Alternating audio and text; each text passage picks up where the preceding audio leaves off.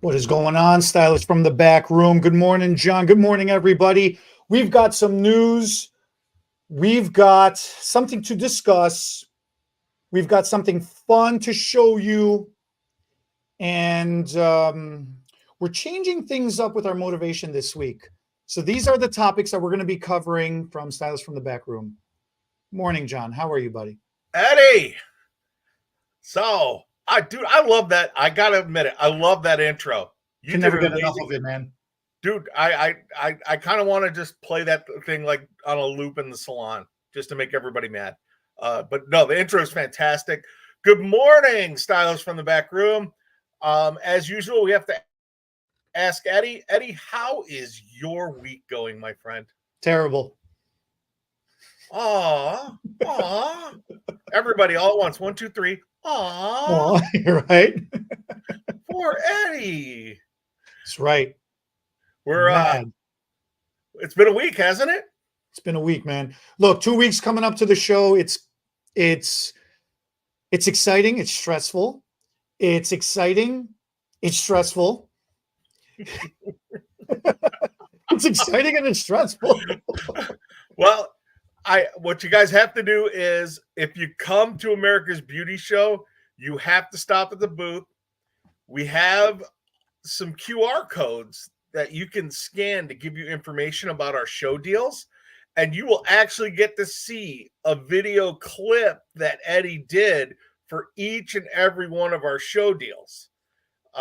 We did a 7-hour marathon on Monday, and there is some clips and some outtakes that are pure comedy that I hope that when we get to the editing room, we can do something with those, because it's just some seriously funny stuff. I don't have enough beeps to bleep out.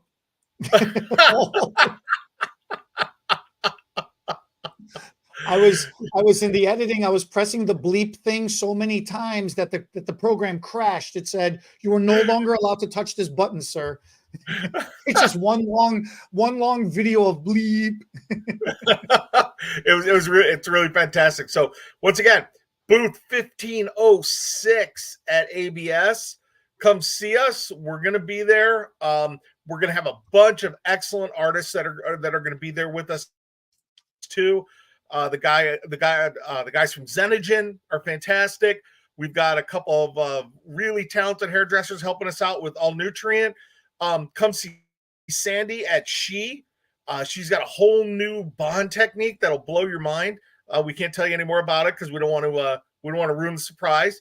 Then we got Bernard from On Stage Extensions, he's always entertaining. Did I miss anybody? I got everybody right. Cara Therapy. No, Gina's going to be with us from Cara Therapy as well. That's right. Too, Gina, I'm sorry. The queen of keratin smoothing treatments, people. Absolutely. And then there's a train gorilla that'll be doing All Nutrient in the booth. Is that what you've been up against? Look, Kong X Godzilla is coming out. So look, if you want to be the stand-in for Kong, you promised me that you bring me an empty beer keg to play with in between presentations. So as long as I get to be Godzilla, man, that's all I care. So here we go. On your side of the screen, you're Team Kong. On my side of the screen, I'm Team Godzilla. So we're changing things up for you guys a little bit today. Normally we do news, okay, and things that are going on in the industry, stuff like that. We're going to give you a little bit of hair dryer history today. How do you feel about that, Eddie? Okay. Because really, hair dryers are one of our most important tools. And I always go back even when I used to be bribed. My grandmother used to bribe me to go to the beauty salon with her, because she used to go once a week to get her set done. And I remember walking into this beauty shop, right? And it's 2 rows of hair dryers with these women sitting under it. And that's back when you used to be able to smoke in the salon, and they'd all have an ashtray right here, right next to them. And you'd see just a line of women underneath the dryer with their sets. And then you'd look down, and that salon, and back in the day, you know, it was like a bowling alley salon, right? So you see all the hairdressers all lined up, and literally, I mean, they almost have shoulders. They must have had shoulders like bodybuilders, because they were all just, you know, back brushing and then brushing out, and you know, all that for a 50-cent tip. Um, but hair dryers are really one of the most important tools in our arsenal, even with the styles that we have today. Every stylist I know owns a hair dryer.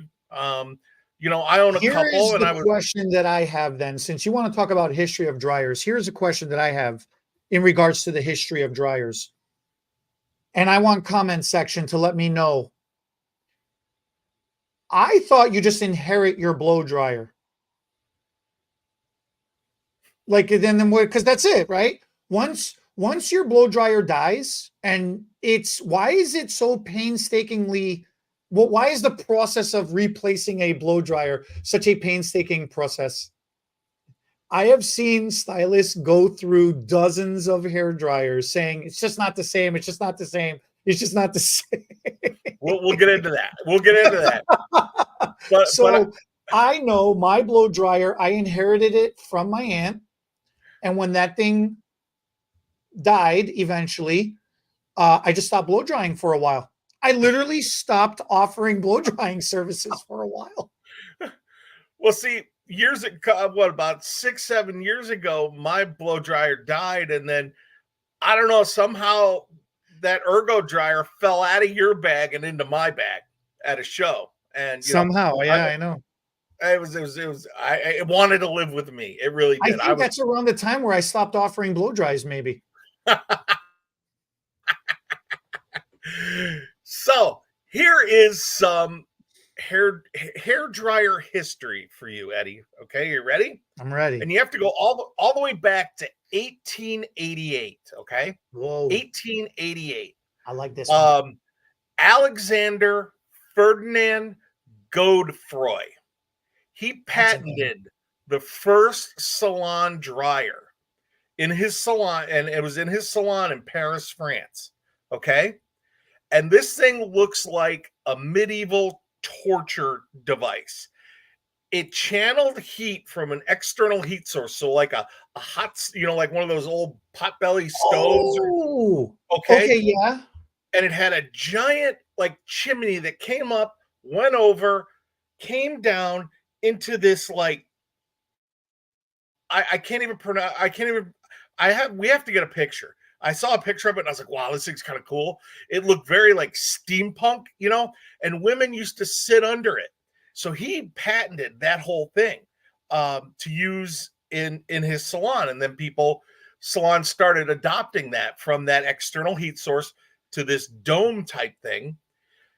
Then if you fast forward then 30, 40 years, in 1911, the first portable hair dryer was patented, but it wasn't for sale to the public for 4 years until 1915, because that portable hair dryer was all steel. It was hard to move. It was and it was just really hard to use. So until they really made some adjustments and some advancements with it, that was when hair dryers really started to be seen, was in like 1915, 1916, with that for the salons. And what really blows my mind is when I think about a portable hair dryer, right? My mom had one, right? And it was it looked like a hat box, right? And you'd open it up and there'd be this hose with the bonnet cap, and she would set her hair, and I'd see her sitting in the kitchen with this thing on her head, you know, and it was like, what, you know, that's what it brings me back to, is the old portable hair dryers. And you'll see it in the movies and stuff too. I was in beauty school, and the owner of the beauty school, he would sit me down, like during our break time, he would sit with me and he would tell me stories of the old country. He was very Italian, and he would tell me stories of the old country. And he told me the one story one time. He said, blow dryers back then, they were built into the wall. And then there was they were basically a hot roller set. They were like these rollers that would stick out of the hood dryer part of it. And you would wrap up the rollers into the client's hair, into the madam's hair. You'd give her set, and then you would connect the electricity from the hood into the roller, and then she would physically be basically stuck and attached into the hood. So he said at the time he was studying in London, and unfortunately during that time, it was World War II, and the Germans started bombing. And during the air raid, everybody would escape and run to the bomb shelters. Well, in a panic, everybody ran out of the salon. And it wasn't until they got halfway down the street that they realized they left a room full of women tied up to these units. They were stuck. So then he's saying a fight broke out. Like, they're halfway down the block. They're like, we got to go back and get them out. And they're like, no, it's too late for them. Forget it. We're going to we got to get to the shelter. Like, which one do you do? And it was so insane. He says he came back and he goes, madam, I'm so sorry. And he said some of the madams said to him, had you pulled us out of here with our hair like this, we would have killed you. We don't care. Bombs or not. This set is getting done. Yeah. Wow, man. Right. Like, holy right. cow. But it was like, that's one of the craziest. He used to tell me a lot of crazy stories about history, but I remember that I've always wanted to collect a blow dryer like that. And I've seen pictures of it, the apparatus with all the rods hanging out of it, all the electrical things hanging out of it. Oh, man. You know what? If any of you have never seen what we're talking about, you got to Google fixed blow dryers, fixed electric rollers, and look at some of these images and look at some of that history, man. That is a sight to behold. From what we've come from to what we have now. Now we're arguing about 1 ounce versus 2 ounces. What's heavy. Right. Well, and we'll get into blow dryers in just a couple seconds, but one of my mentors, Teddy, shout out to Teddy Kossoff. What's up, buddy? He collects all that stuff. Oh, does he? Oh my gosh, he has so much. He has a closet full of this stuff. And for the longest time, he had the old school perm machine with all the electrodes hanging from it. But he's got some old school blow dryers and dryers. He's got some amazing stuff. And to look at all the stuff that they used to use now compared to what we use now it's mind blowing, and really the progression that our industry's gone into. So we talked about 1911 to 1915, and they're very heavy, hard to use. Now we fast forward now to the 1960s when plastics really became very prevalent in our society and everything. And plastics allowed for a more ergonomic blow dryer to be made. And also because plastics don't conduct heat as much as like the metal dryers did, it gave them the opportunity to increase the wattage in the blow dryers, believe it or not, because they can insulate the handle of that blow dryer. And I still remember my first blow dryer that I was given in beauty school, and pretty much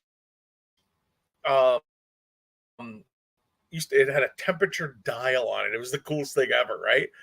I have it in a box somewhere. Lord knows where it is, but and I still remember this thing. I mean, and I don't have small forearms, right? And I still remember after 3 or 4 blow dries being like, oh, wow. And now my blow dryer I have now, I hold with 2, you can hold it with like 3 fingers. It really, really blows your mind. So the 60s gave us the advent of being able to use a blow dryer, because some of the older blow dryers were made of metal, and I mean they were like 8 pounds. They were heavy, man. That's why people always said they wanted to either look like a dancer or a hairdresser, because hairdressers' arms were big. But so we go into the 60s, and like we said, We increased the wattage on them. Then we go into the 70s. And the 70s is really where blow dryers became very prevalent, because with the advent in 72, when they really came out with wash and wear hair, and people were actually doing their hair at home too, that's when blow dryers really came into their own. And from the 70s to now, if you take a 1970s blow dryer, I still remember my mom's old Conair one, right? It was like this big. I just remember the big fan. The fan was like this big on the side of it, right? The nozzle was like, I don't know, 3 feet long or something. But I just remember the fan was just this massive monstrosity. Yeah. And I still remember her handing it to my father, and my dad taking a toothbrush to clean out the little holes where yeah. Oh, yeah. But and now look at your dryer now. I mean, your dryer now where you just pull the cap off and and really the wattage. I mean, there are some serious wattage that these dryers are putting out. And the air speeds. The air speeds are you huge. Saying back then, or are you saying now? Now. So are we talking about modern blow dryers now? We're in the mod from the 70s to now. So here we are. So what? Modern blow dryers nowadays, so the progression of everything is just insane, because you started from that big size like that. They're just getting more and more and more compact.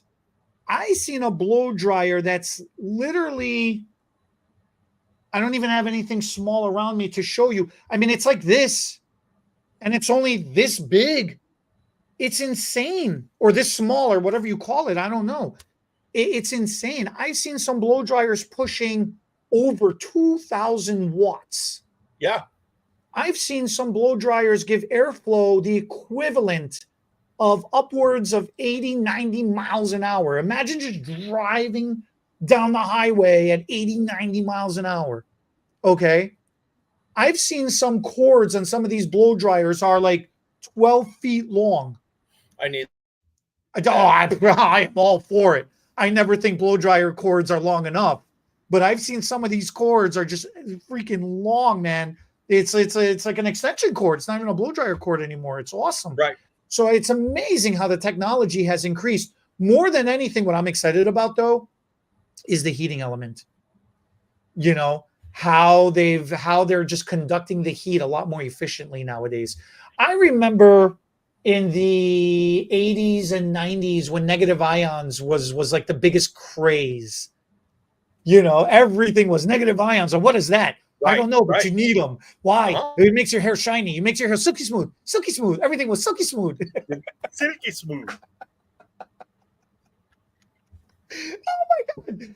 It was, everything had to be negative ions because it was like a waterfall. It just gave you that moisturizing mist that made your hair magically fresh. Right. And it was like the advertising that we did on there. Holy cow, it was insane. Yeah, it was amazing. And then in the 2000s, in the early 2000s, everything was, this thing weighs 10 pounds. Yeah, well, mine weighs 15 pounds. Yeah, well, mine weighs 20 pounds. Get your little 10-pounder out of here, It was like, if it was heavier, that's how you knew a blow dryer was good, was how heavy it was. It was. You're sitting there, you're holding the blow dryer in one arm, and in the other arm, you're just popping Tylenol or a leave or something to deal with it. But the heavier the blow dryer, the better it was. And now in this past 10 years, since the 2010s till now, is, your thing weighs 1 pound, get that thing away from me. It's too heavy.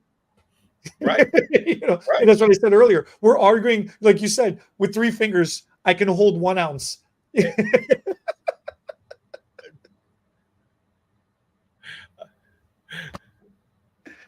So it's fun. Look, the technology is fun. When in these kind of scenarios, technology is fun. It is. And the tools that we have at our disposal are amazing. It truly is amazing. So along those lines, the last little bit that I have for you here, and it came up, where the Valley of Kings is, right? The Valley in Egypt. Oh, okay. Yeah, okay. where all the pyramids are and all the burial sites. Yeah, okay. For the royalty of Egyptian royalty, Tutankhamun and all that. Do you know that they found in those tombs hairbrushes with natural bristles and combs made of wood and shells in those tombs? That's cool. Natural bristles were a thing even back then. That is cool. It's so cool, and they're not like these rudimentary things like where you picture like a fish skeleton or something like that. They're actually very ornate, like boar bristle, natural bristle, like yes, animal hair, whatever animals they had in that area at that time. How cool is that? That is wild. That is so wild. Well, isn't Cleopatra now? Somebody's going to have to correct me in the comment section here. Was Cleopatra the first empress that modernized commercial beauty with makeup and with having silky hair? I thought I don't know the answer to that question. Let's make a note of that, and let's get back to that. We'll get back to that in another episode. Yeah, because I want to know now too. Thanks for bringing that up. Well, because isn't that like the 100 strokes a night thing? Like didn't she have? I don't know enough about Cleopatra. Right. I mean, I know who she was and her significance in regards to military history, but in regards to beauty history, I have always heard, actually do make a note, man. We need to look into this because I've heard that on multiple occasions over my career, I have heard that she has been attributed to modernizing for commercial use a lot of things that we do now. And maybe I'm mistaken, I don't know, but I think because she was always attributed to her beauty, right? And she always I think she was the first one that started dyeing or at least commercializing dye, right? Because she had the jet black hair. Well, that I know. I know that the Egyptians were the ones that really started with that, where they were crushing up berries and things like that, and like the original henna. Yeah. Like the Greeks and the Egyptians, but I think she was the one I don't know. Let's put a pin in that. I think that's going to be a good subject for us later on. Right. But look at how much brushes have improved over the years. Right. We got that coming up too. We got some brushes, but I have a question for you because it's something that you and I have gone back and forth about, and we share the same idea on it, but what is your cancellation policy? It's a very hot button topic with hairdressers and things like that. And I know I took a hard right turn on you here, but it's something. Wait, what? I don't know. All I'm thinking about is beautiful Cleopatra right now. Well, I saw all I have is black hair in front of my face right now, and these dark eyes, these cat eyes and stuff. Yeah. All right, cancellation policy. Holding a poisonous snake. All right. Larry, let's do cancellation. What the hell? You just canceled. I hated it. I didn't mean to switch gears on you like that. My cancellation policy is you suck. You just ruined my whole beautiful image of Cleopatra. So I'm canceled. You cancel me. What's cancellation policy to what? To what end? What's the argument? In the salon, you have a client. She books a full foil with you and a haircut. And then, within 24 hours, 23 hours before she cancels on you. What's your policy with that? Oh, okay. Now I follow what you're saying. Now I got you. Cancellation policies became a thing out of necessity because it started to get abused by certain clienteles. And unfortunately, as it goes, a few bad apples spoil the whole bunch, as the expressionist says, right? That's the issue with cancellations. Certain industries, especially the beauty industry like ours, is run heavily on time. Our productivity is 100% dictated by time, not by a physical product that is exchanged. There is no physical product that is exchanged. You, the client, another human being, is the product. Your hair is the product. Okay.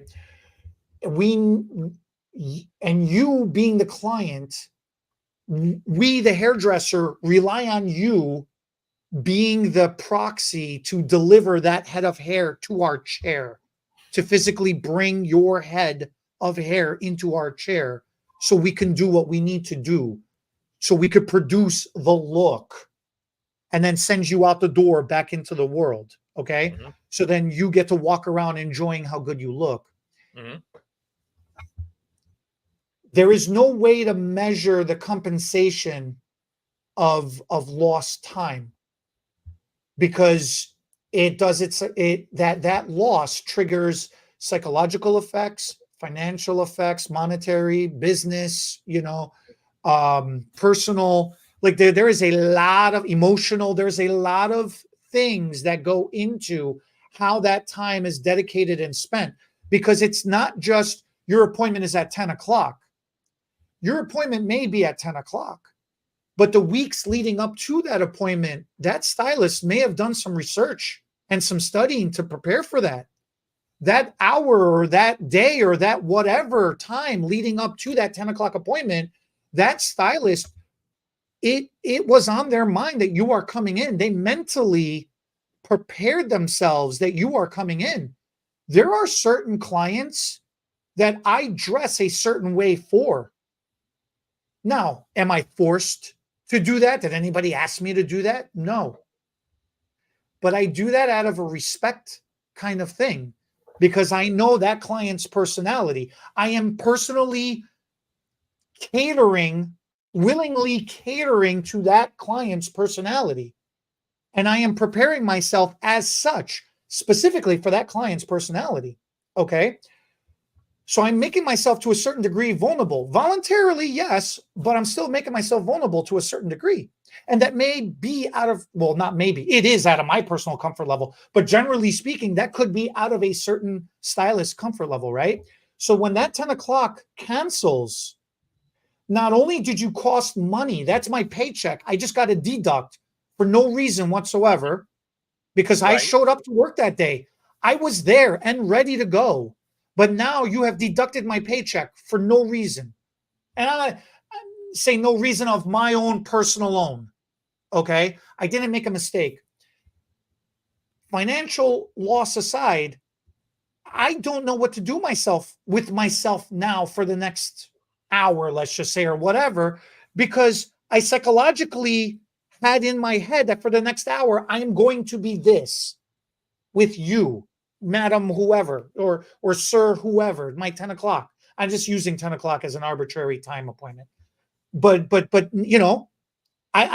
like now I'm lost. You just messed up my whole mojo, my whole psyche, my whole rhythm for the day.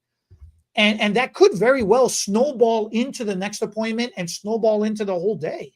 It really does a big thing. And then you run into, life happens. You can't control life. Yes, understandably so. What was the cancellation reason? Oh, I woke up from a nap and I just had a headache, or I didn't feel like rolling out of bed, or, oh, my kid is sick and now, that was out of my control. So I have to cancel because now I have to take care of my kid or a family member or something. Or, unfortunately something happened, and they got double booked and something else out of their control happened. Like, you don't know the reasons why somebody cancels, right? And you can't control life happens. I get that too. So the whole cancellation policy became a thing where certain clients were like, I'm not in the mood right now. I'd rather go to lunch. Or I don't, it's a sunny day. I'm gonna stay home and enjoy the weather. I'm gonna sit out in the yard and have a drink. Or, oh, it's too cloudy. I don't want to drive in the rain. Or like arbitrary to me, but serious things to certain people. So then it became a thing of, well, look, again, it comes back to I'm running a business here. I am providing a service. We agree to meet up at 10 o'clock. I did my portion of the deal. You reneged on your portion of the deal. You need to compensate for not holding up your end of the deal, of the bargain, And that's where the cancellation policies came in to levy certain rules, regulations, and just set a set of standards to say, if you agree to show up at this time, if you don't give me ample time to compensate me appropriately, whether it's by time, then it's going to be by financially, and that's majority of the people. So now it becomes an issue of, well, you've been doing my hair for all this time. We're friends. I thought we're friends. And then they start playing on your emotional heartstrings like that. And now it's not a business transaction anymore. So it's like, well, which one is it? Is it a business transaction or is it a personal transaction? What is really a hair appointment? I got bad news. It's a business transaction. I am friendly with you. We could establish a friendship over time. But when you're walking into the salon and you're sitting in the chair, that's a timeout, because this is now a business transaction. I'm professionally performing a professional service for you. You're receiving a benefit, We're not drinking, getting drunk at night and in the kitchen goofing off, mistakenly doing some arbitrary thing. We are in a space that is being paid for. The bank doesn't care that we're friendly with each other. All these tools that I've invested thousands of dollars in and all this product sitting on the shelf doesn't care that we're friendly with each other, and I'm not trying to be mean about it. But that is the reality of that exchange during that time. So unfortunately, time is money, and that time really is. I mean, if we're really friends, then I'll give it back to you, who is trying to play on my heartstrings.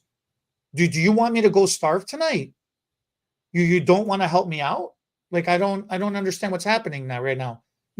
Why are you trying to make me feel negative or feel bad about this, about charging you? You should feel bad about costing me if you're really my friends. So like now it becomes awkward and weird, So no, the cancellation policy states it very, very clearly. This is a business transaction. This is nothing personal. I need ample time to fill in that space with a waiting list or for somebody else, or to compensate me for something else. And it's got nothing to do with you personally. It's got nothing to do with me personally. This is a business transaction that I'm trying to protect.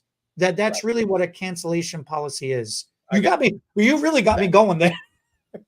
I get that. Once again, you and I have had this discussion many, many times, and you guys out there, you weren't there with us, because there's a whole lot more swear words. But my whole point of view on the cancellation policy has morphed over as I've become more and more deeper into the business and doing this longer. And life happens. You said it. Life happens, and I understand that. I get that. That works for me. I do have some that they're all over my book.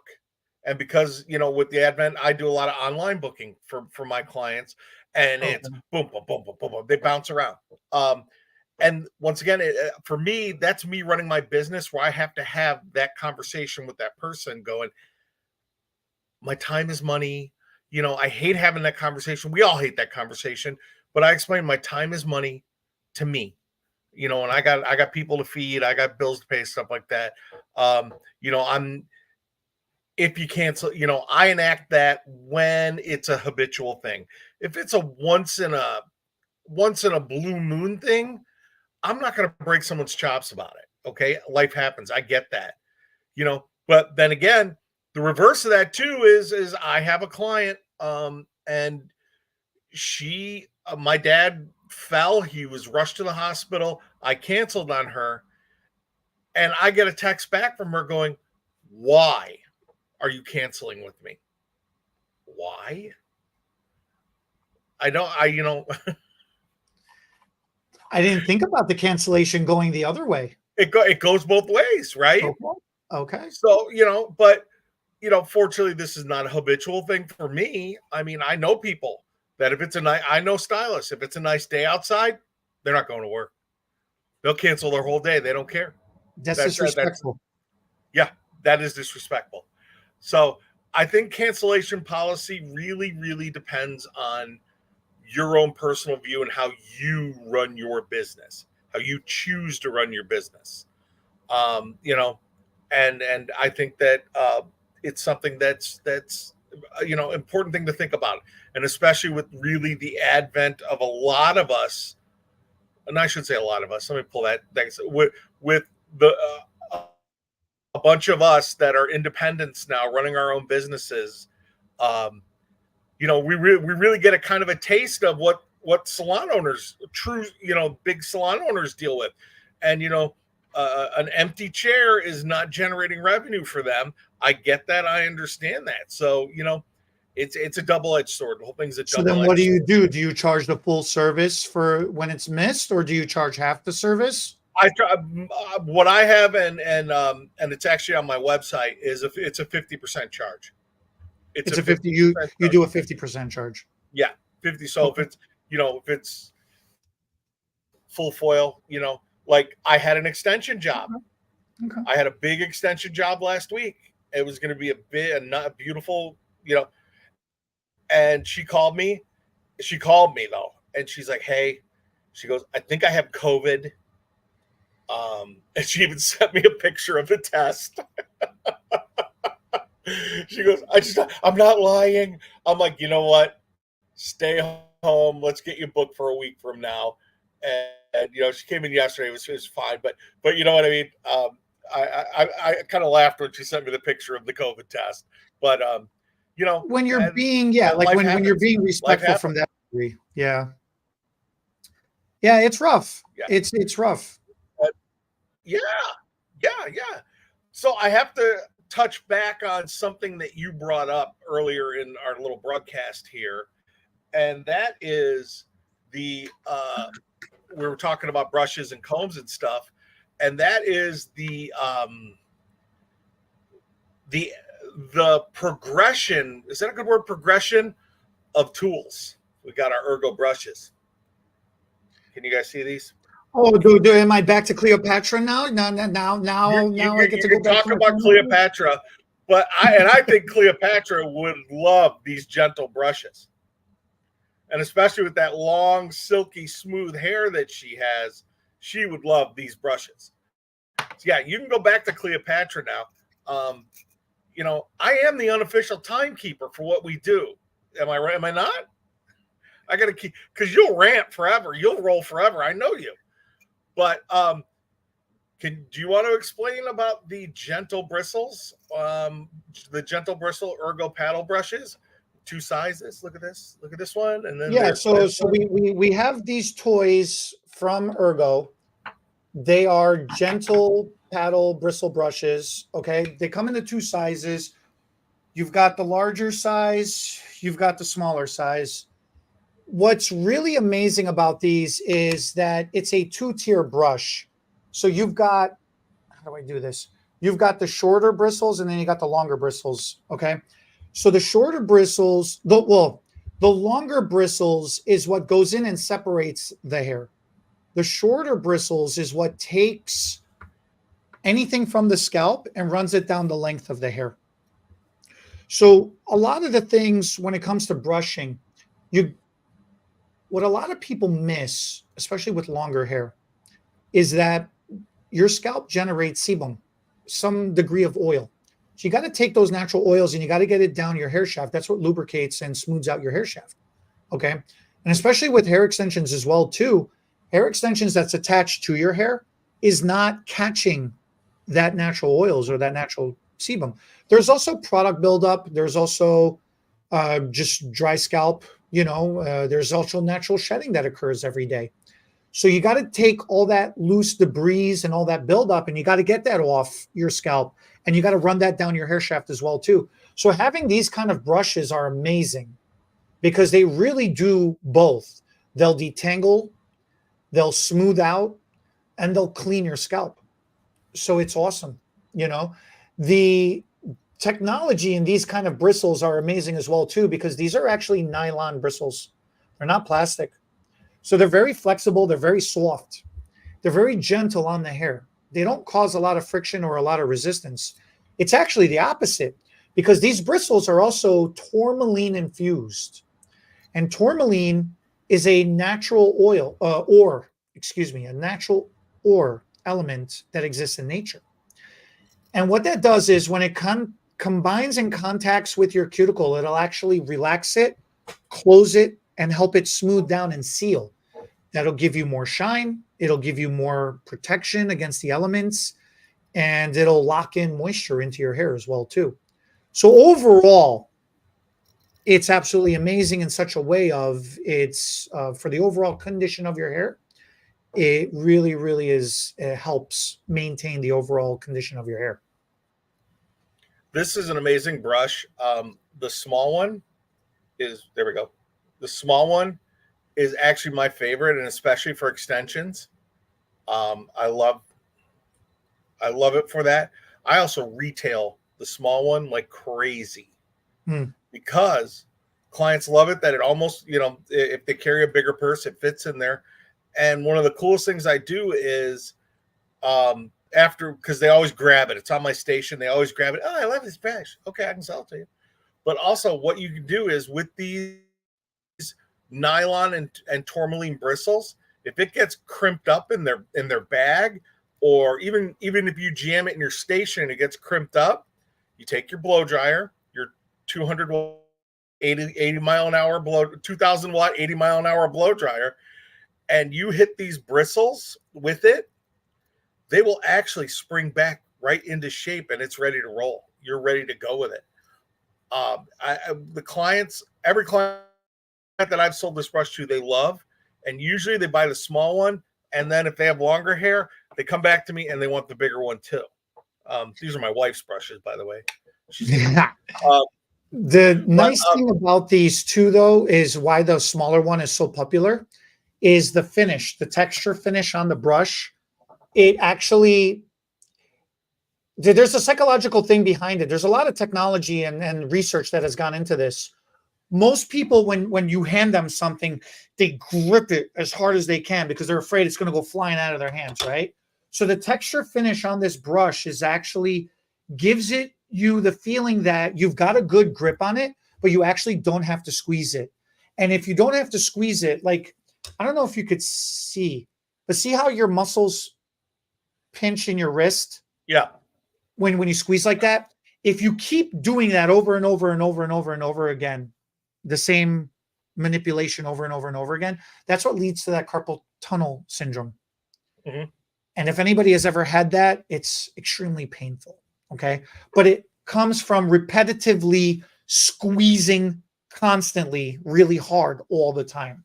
So the texture finish gives you the ability to feel like you're holding on to it really nicely, but you don't have to hold on to it so hard that you have to squeeze the crap out of it either. Right. And also, if you can see the arc in the handle on the brush, it fits right in to the palm of your hand. And it's a very comfortable fit. So you're not squeezing it and working your forearm muscles the way, it's very more comfortable. Hence the name ergonomic. It's very ergonomic for your hands. And I'll tell you what, for curly hair, this is a godsend for curly hair. Okay. My like Carmelina, her curls are so tight. Would you say they're a 4A? I know everybody likes, I know it's trending right now, the curl chart, Yeah. Carmelina, my wife has got some tight curls. It's foam cord hair. Yeah, it's between 4A, 4B. It's a really, really tight curl. Okay. This is a godsend.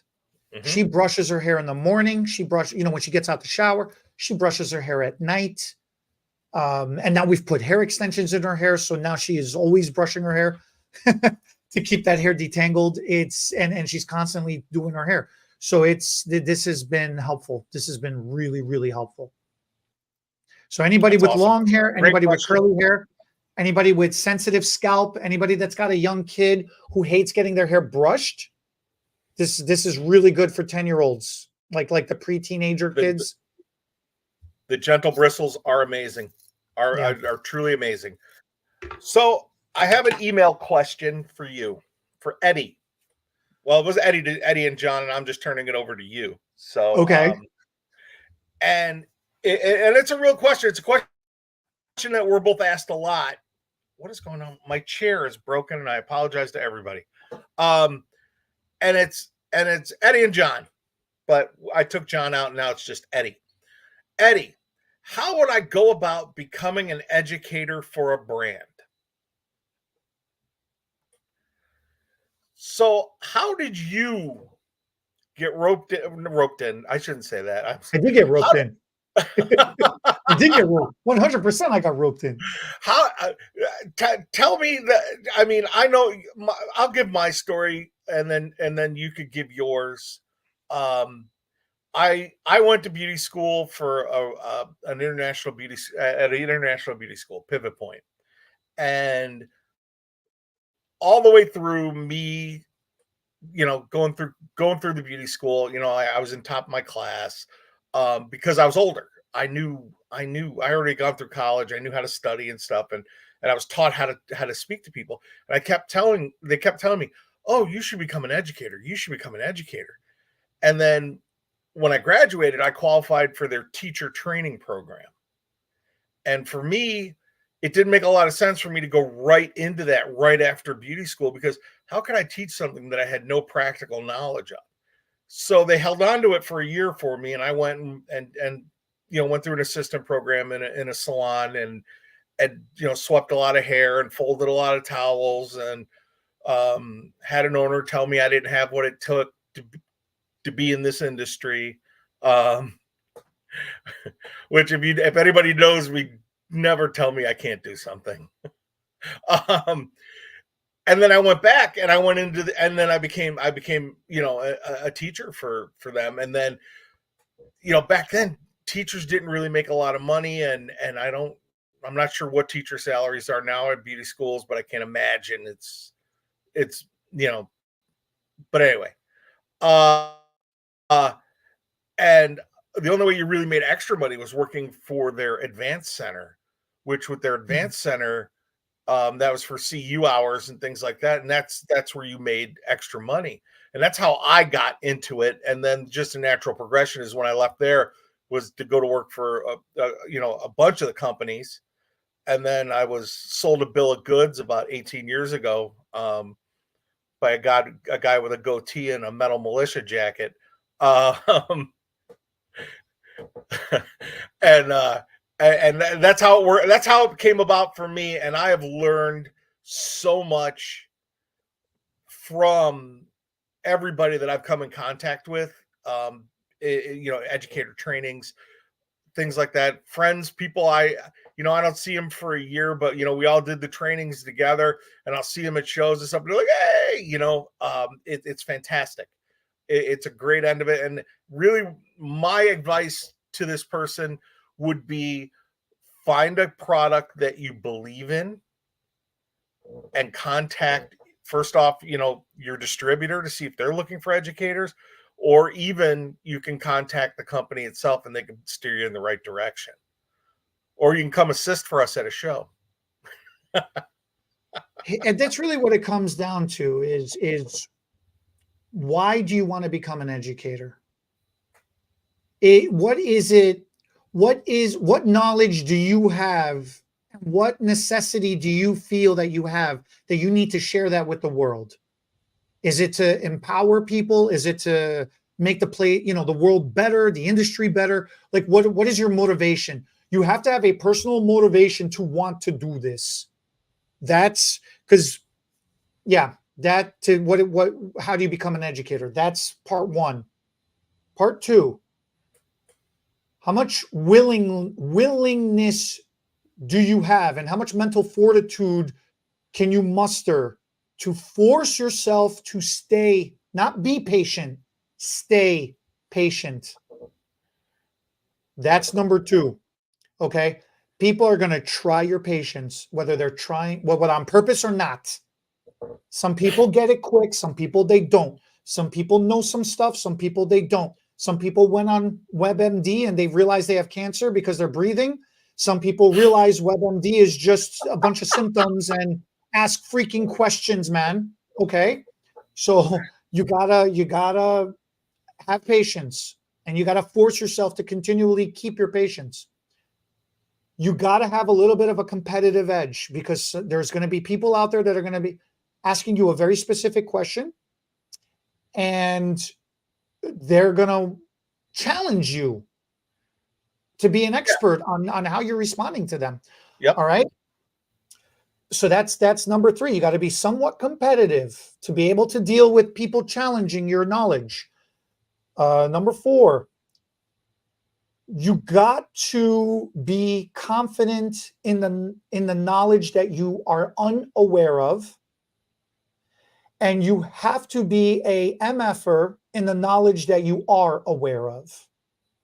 And what do I mean by that? There are going to be situations and times when somebody's going to throw a question at you. You have a millisecond to get your your facial expressions, your body language, and the volume and the tone of your voice all in order. Because if you spend 2 milliseconds off, that person's going to feel that you don't know. And that's blood in the water. Yep. And you're going to drown. They're going to eat you alive for breakfast. Okay.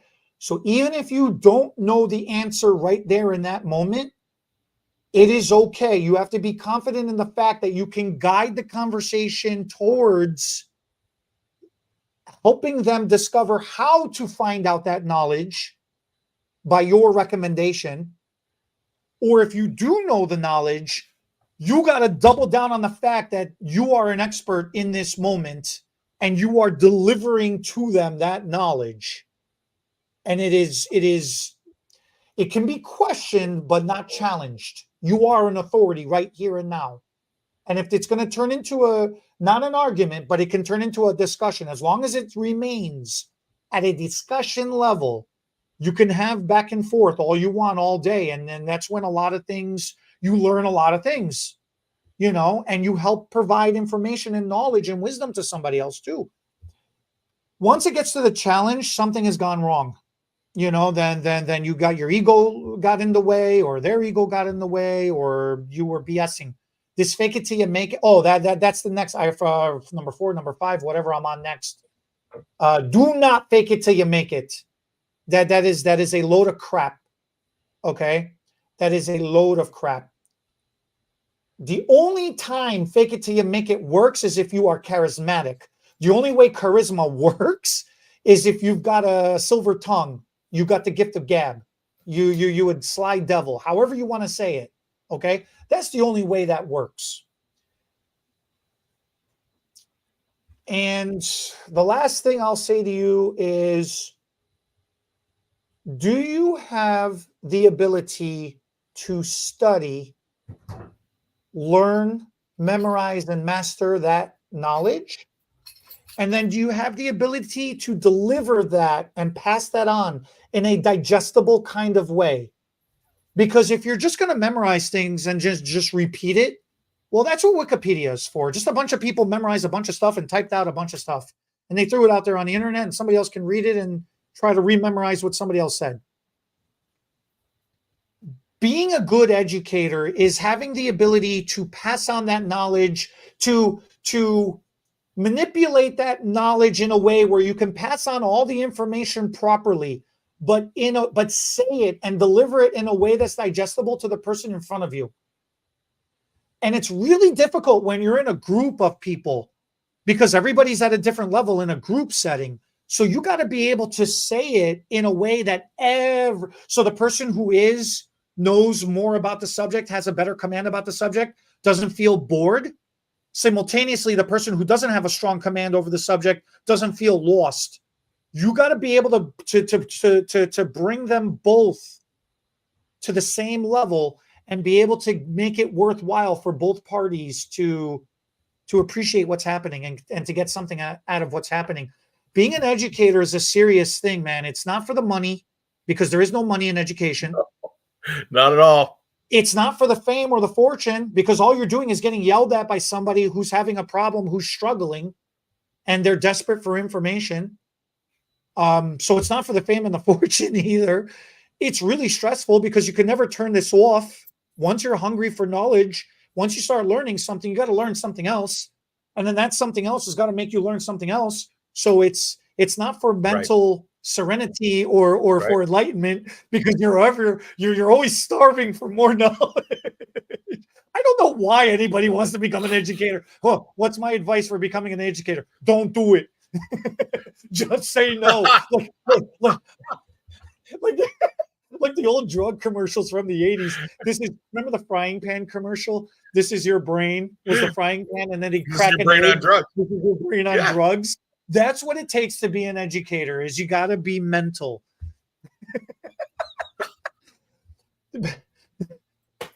I can't.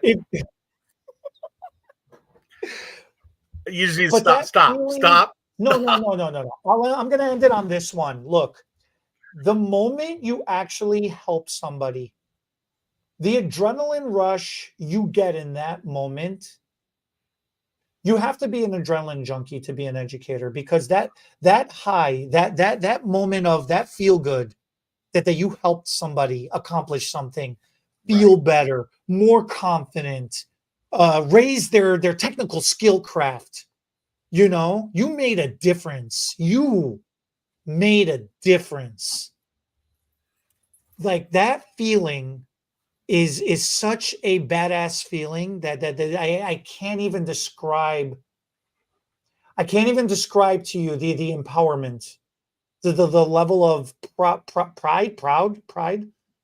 Yeah. I'm so freaking jacked up right now that I can't even think of the right word. Help me say what I'm trying to say right now. Here it is in a nutshell. The minute that you really get through to someone and you see that light bulb go off on the top, go off above their head, the figurative light bulb, it is the purest form of instant gratification. Yeah. It feeds your junkie side of your brain, where you're like, wow, I got through to someone. Yeah, and it pumps you up. It really does. It really pumps you up. So, with talking about empowerment and the empowered stylist, let's talk about the empowered stylist instead of the empowered educator. Okay. And being an empowered stylist, here is your quote of the day. And it goes right, and it kind of fits really what we were talking about. And it's a quote from Babe Ruth. And for those of you that don't know who Babe Ruth was probably one of the greatest baseball players ever to play the game. And he's not a candy bar. No. Well, the candy bar is named after him, and they're really good candy bars. If you freeze them and then put them on top of ice cream, break them up. Oh. Anyway, it's hard to beat a person who never gives up. Ooh, I like that. I love these quotes.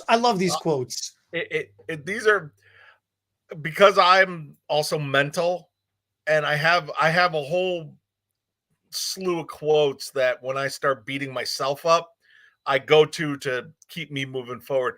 And this one really rings true, because, like I brought up earlier in our little thing that we got here, I had someone look me square in the eye and tell me, you don't have what it takes to be in this business. I went, what?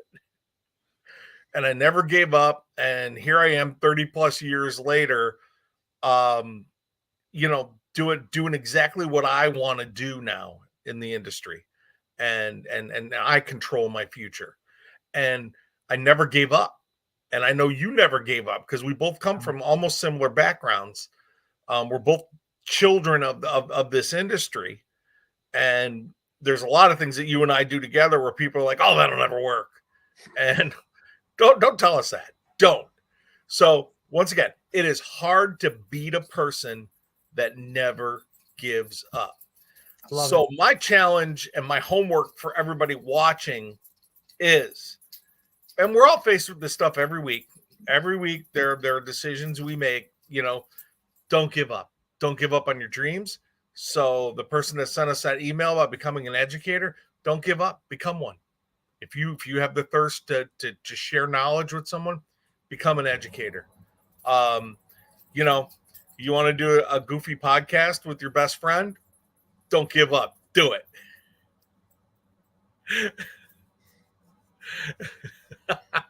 Sorry. I love it. Anyway, we are out of time.